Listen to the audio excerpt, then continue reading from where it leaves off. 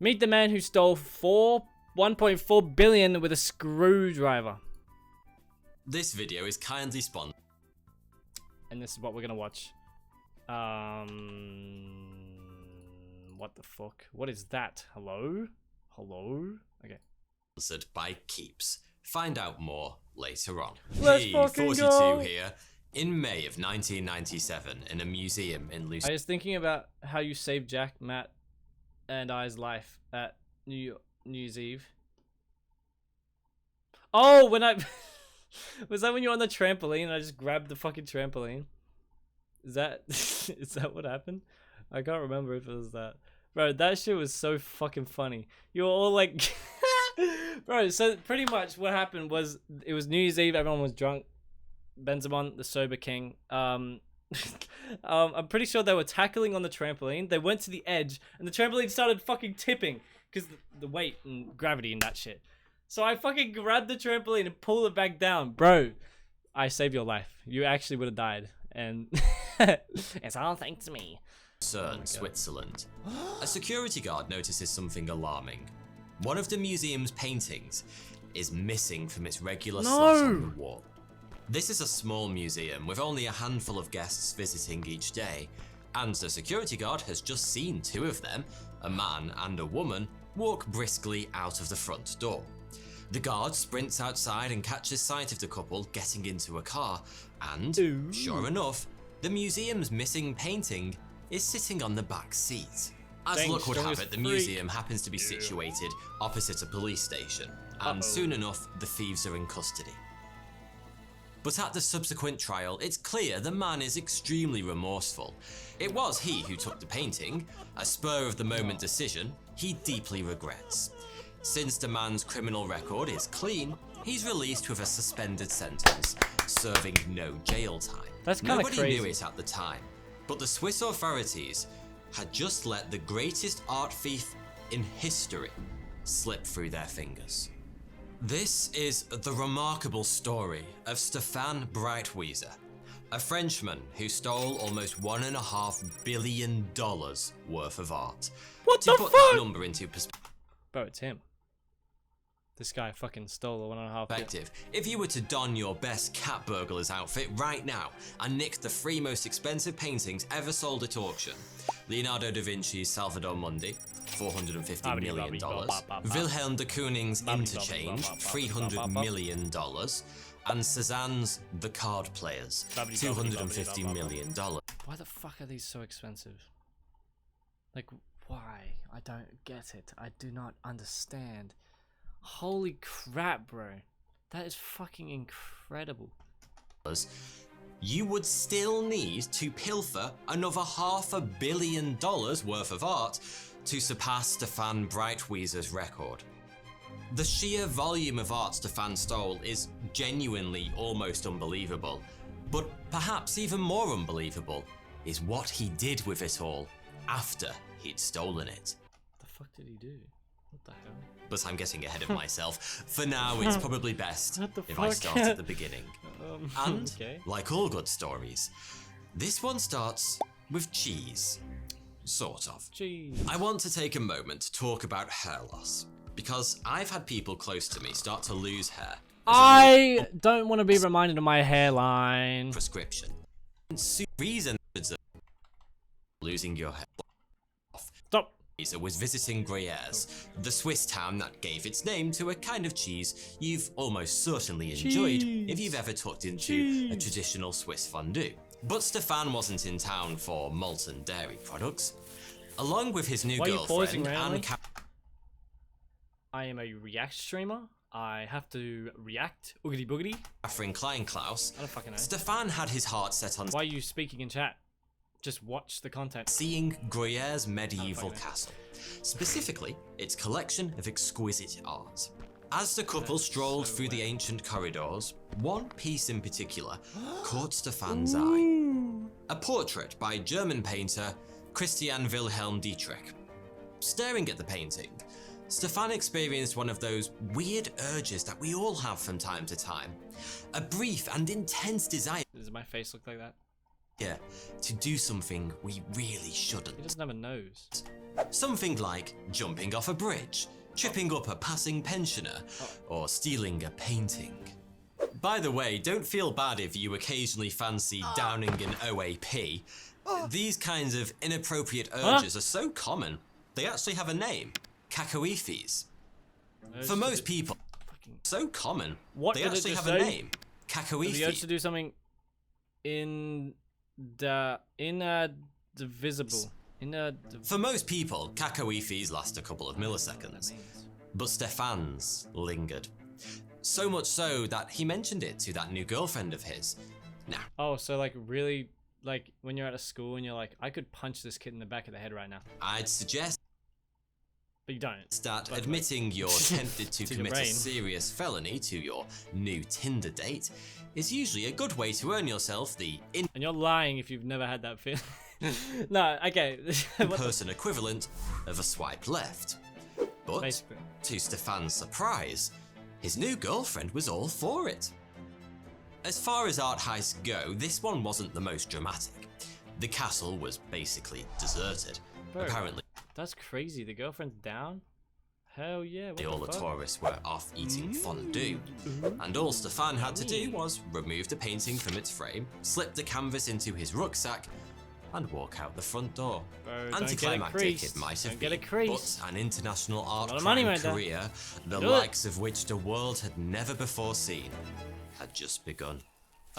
Because, over the course of the following 6 years, Stefan completed a grand total of 239 successful art heists at 172 galleries in at least 7 different countries. So, how on earth? Wait. In at least 7 different countries. 7 different countries? How the fuck you get that over the border and all that shit? So, how on earth did he do it? How? I mean, art thievery isn't typically regarded as a steady long-term career choice. Sooner or later, you're either going to get caught or make so much cash that you can retire to your own private island in Micronesia. If you're picturing grand heists with Ocean's 11 style planning and huge teams of specialists, you're dead wrong. There were no carefully or orchestrated distractions, no detailed museum schematics, and no jaunts through conveniently positioned air vents. In fact, these heists weren't even committed at night. They took place during opening hours and often with tourists and security guards in the very same room. You see, Stefan had noticed that the big... Bro, that's literally what Nico Milana literally did, but like put his own painting there instead of taking one. Galleries, the Louvres and the MoMAs of this world. The Louvre! That's exactly where it was. Have the kind of high-tech security systems that make Fort Knox look like a drafty henhouse. Small galleries, on the other hand, come with all the security of a chunk of Swiss cheese. Most rely on the general trustworthiness of their visitors, combined with an assumption, incorrect in most cases, that every painting and sculpture is bolted down and rigged up to an alarm. In short, outside of the famous few, great works of art are sometimes frighteningly easy to steal. Not trying to give you any ideas, of course. What? Every one of Stefan's heists was a little different, but all were almost laughably basic, pretty much involving waiting till nobody was looking, and then simply picking up whatever he fancied and walking out the front door. Paintings would be slipped from frames and hidden under a loose-fitting coat, and display cases were opened with a screwdriver one twist at a time over the space of 20 minutes or so. The most high-tech piece of... Every 20 minutes, just like...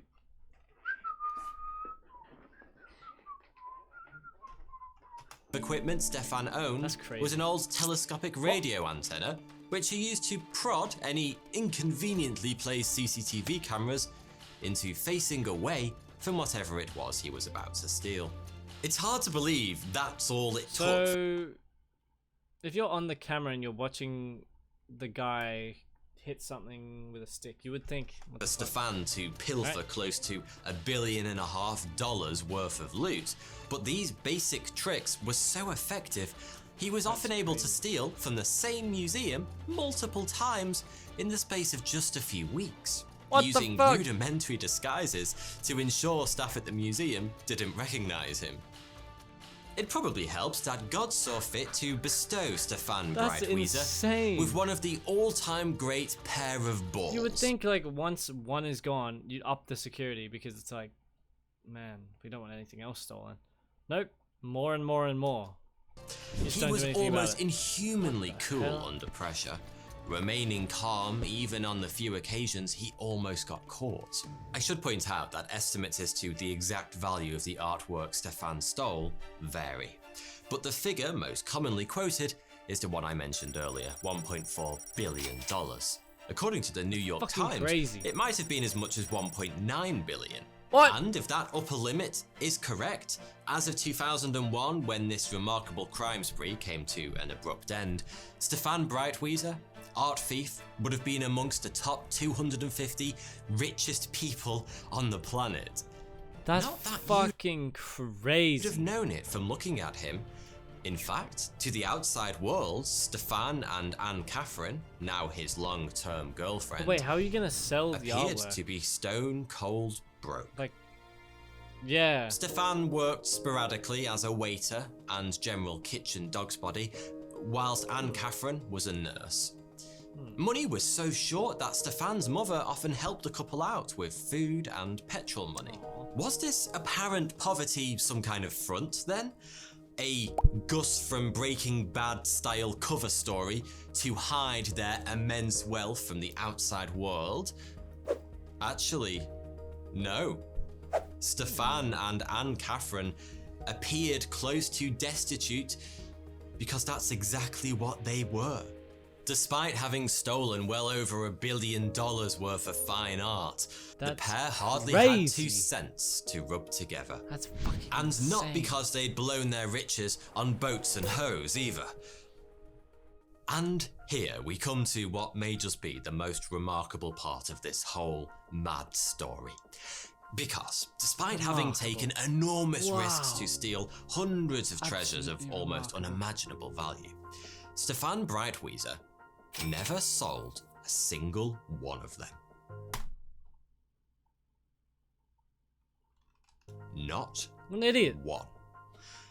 And the reason an why idiot. is kind of hilarious. Stefan didn't become the world's greatest art thief to get rich quick. He did so because he loved art. No. Instead of selling the pieces he stole, the fuck? he kept them in the apartment he shared with Anne Catherine, What an idiot. simply to have the pleasure of owning What and an idiot. admiring them. Incidentally, the apartment Just take a photo. Like, come on, bro. It's just like an NFT. You take a screen. in Come question on, bro. was in the attic of Stefan's mother's house in the city of Mulhouse, Then again, you just don't own it. You know, you just don't own it if you screenshot. France.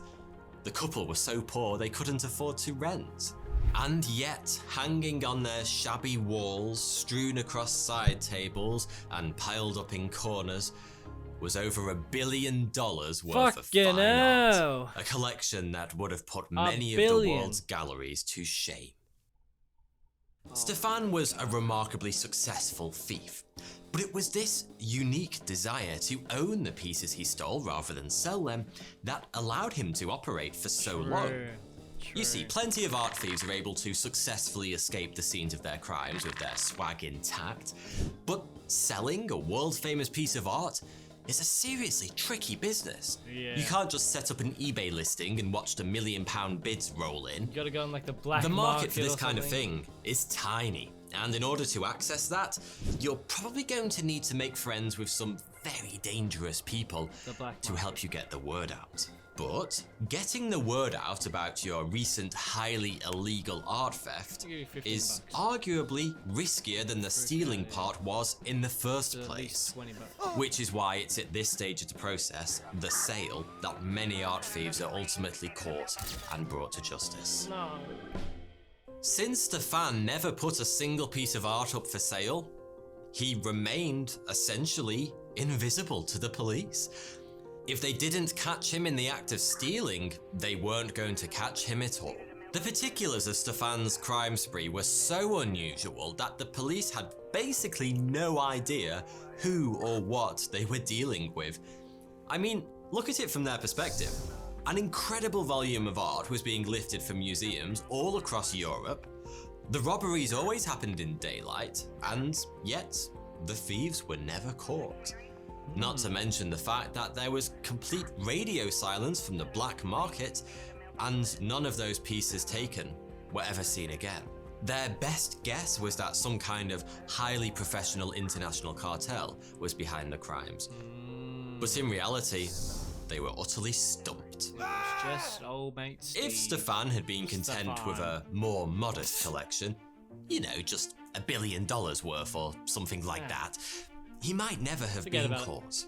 But it was his own insatiable appetite that eventually brought about his downfall. Stefan simply couldn't stop, and it was only a matter of time before something went wrong. The item that eventually ended his reign of art-based terror was, of all things, a bugle. At the start of this video, I mentioned that Stefan had been caught stealing a painting in Lucerne back in 1997. He'd gotten away with little more than a slap on the wrist at the time. That's crazy. But during the process of being booked, he'd had his fingerprints taken. From that moment on, he'd been careful to wear gloves during his thefts, to ensure he never left behind any I prints. swear gloves don't work, because when you put your gloves on, you're using your hands, and then now you got handprints on your hand. That could be matched to his earlier arrest. But while stealing the bugle, Stefan had forgotten to don the latex gloves he'd brought with him. If the police happened to dust the bugle's display cabinet for prints, the game would be up. Oh, and by the way, just to make things even spicier, this bugle happened to be located in the Richard Wagner Museum in, of all places, Lucerne, the very same city he'd been caught the first time. I told you this man had balls of legend. 2 days later, Stefan went back to the museum to try and cover his tracks. The bugle job had been one of his rare solo missions. So it was decided that Anne-Catherine should be the one to erase the prints. But this was a risky job, and Stefan decided to travel with her for a bit of moral support. As Anne-Catherine entered the museum, Stefan took a walk around the grounds to distract himself from worrying. Unfortunately for him, he was recognized by a man who'd seen him at the museum on the day of the theft. The police were called, and Stefan soon found himself being arrested for a second time. To begin with, he wasn't unduly concerned. After all, he'd been caught before and gotten away with it. All he had to do was convince the police he was a remorseful first offender, just like he had the last time. My first thief. And at first, that little ruse seemed to be effective. But then, something changed. The officers holding Stefan stopped engaging with him, and the sympathy his remorseful idiot routine had earned him evaporated overnight. Stefan started to fear the worst, and with good reason. Someone in the department had uncovered the report from the previous theft in Lucerne. And as a result, the police were no longer viewing him as an opportunist who'd snapped the bugle on impulse, but as a potential serial art thief. A few weeks after the arrest, Swiss police secured an international search warrant, allowing them to enter Stefan's attic apartment in Mulhouse. You know, the one containing $1.5 billion worth of stolen art. It's safe to say that as the team of officers arrived to carry out the search, none of them were prepared for what they would find inside Stefan's modest home. $15 million. Which was billion. Nothing. Never mind. No works of art lining the walls, no antiques, Where did they go? no priceless jewellery, not even a bugle. Just a bare attic apartment, much like any other. Where the fuck Wait, it go? what? What the fuck? On witnessing her boyfriend being apprehended by the police at the Wagner Museum in Lucerne, Anne-Catherine had immediately realised the dangers and sprung into action, driving back home and alerting the one person every man can rely on when shit really hits the fan. Mummy. His mother. And Mrs. Breitweiser had outdone herself. Over the course of several days, she'd gathered up every single piece of art her son had ever stolen. packed it all up into her car, and gotten it the hell out of there. Anything that sank ended up in the nearby Rhone-Rhine Canal. And the paintings, those centuries-old priceless works of art, were burned to ashes as part of what may very well have been the most expensive private bonfire in history. The last few odds and ends were unceremoniously dumped in a nearby forest. Had the Rhone-Rhine Canal been just a little deeper, Stefan Breitwieser might once again have slipped through the fingers of the justice system. But it wasn't to be. Hikers spotted a curious twinkle from the depths of the canal about a week after the haul had been dumped. And the rest is history. No. Police frogmen were called in to dredge the waterway, and close to 100 treasures from Stefan's mighty hoard were fished out and catalogued. Of course, at this point, the authorities had no idea how all that stuff had actually ended up in the canal. But one of the officers holding Stefan in Switzerland got wind of the find, and, on a whim, decided to see if he could link the treasures to his bugle thief. After all, they'd been found not too far from his home city. During an interrogation, the officers showed Stefan a picture of one of the artifacts recovered from the canal. Stefan had no idea what his mother had been up to since his arrest. And so, on seeing an image of one of his most prized possessions in the hands of the police, he reached the obvious conclusion. They'd searched his apartment and found his hoard. The game was up. Gotcha! Stefan promptly confessed to having stolen the piece, matter-of-factly explaining when and where he'd taken it. The officer was absolutely delighted.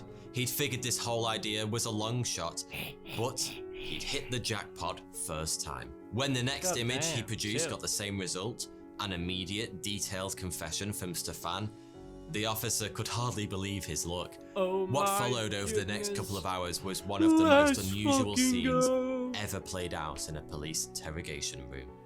Stefan was shown image after image of rare and expensive artwork stolen from all around Europe, and he confessed to having stolen every single piece. Never in their wildest dreams had the Swiss police thought that this one man could have possibly taken everything they dredged out of the canal, like all on his own, and yet, quite clearly, he had. So, what punishment does a man receive for stealing over $1 billion? What punishment we thinking? Surely like 10 years, because that's $1.4 billion worth of artwork, and like it's stealing, it's theft, it's fucked. Dollars worth of art, hands chopped off at the wrists, tongue drawn and quartered, guillotine to the face. No, just 3 years in prison. What? Stefan only served a little over 2 of those. His mother, for her part in disposing of the art, served just 18 months. Anne Catherine, hinting that she too had been gifted with a fairly weighty set of metaphorical balls, denied having any involvement in the thefts 3 whatsoever. years? Literally. In fact, she claimed to have had no idea Stefan was even an art thief. The court probably wouldn't have bought it, but it seems Stefan was happy to take the bullet for his girlfriend, because he confirmed every word that came out of her mouth. Are they still dating? Anne Catherine was sentenced to 6 months for receiving stolen goods, but she only spent a single night behind bars. Let's fucking go. That's kind of Our story doesn't end quite there either, because it turns out prison did absolutely nothing to reform Stefan Breitwieser. In 2011, police found more than 30 works of art stashed in his house. Stolen, 30. Naturally. He was sentenced to another... This guy is just, he's just shit at like making art, so he decides to steal everyone. It's like a YouTuber, steals everyone's content. 3 years behind bars.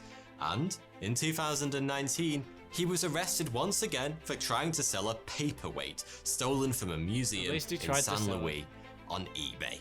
I know, he got sloppy. Should have waited. But hey, sloppy or not, Stefan Breitwieser remains quite possibly the greatest art thief to have ever lived. Thanks for watching. And then all the fucking art got burned. That is a crazy fucking story. Holy moly, that's a lot of money. And it's all gone, and oogity boogity.